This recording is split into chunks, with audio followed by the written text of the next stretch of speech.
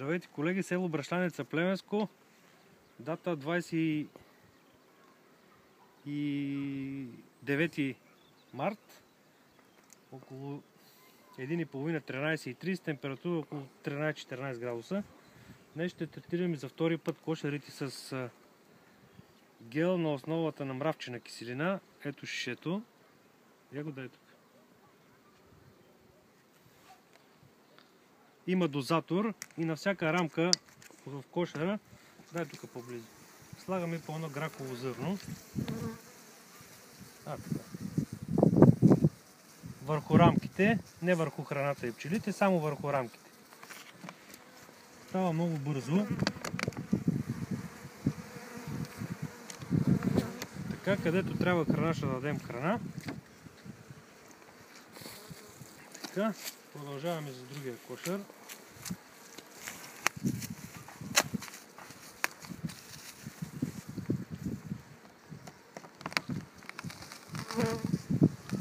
Той е доста силен. Така, него по същия начин. Ето тук може да се види колко слагаме доста. Производителя го дава по граково зърно на всяка рамка. Така. На всеки 100 грама гел има 69 грама мравчина киселина. Знаете температурата 14-27 градуса. Така, на първата контрола преди една седмица сложих, нямаше акари.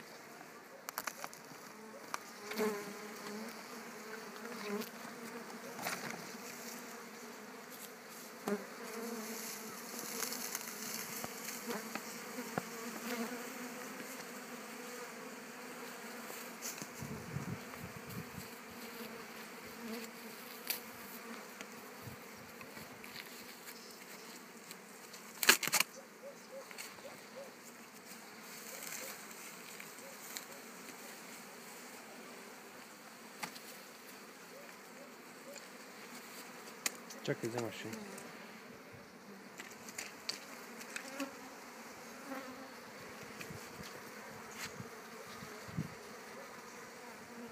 Също слагаме по грахено зърно.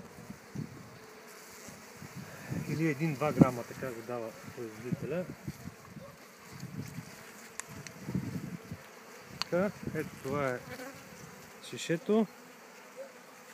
Дай към другото. Продава се с капачка, а той е наконечник, се монтира после. 2-3 пъти се прави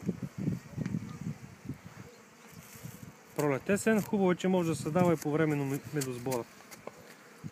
Благодаря, колеги, жиги и здрави, успех!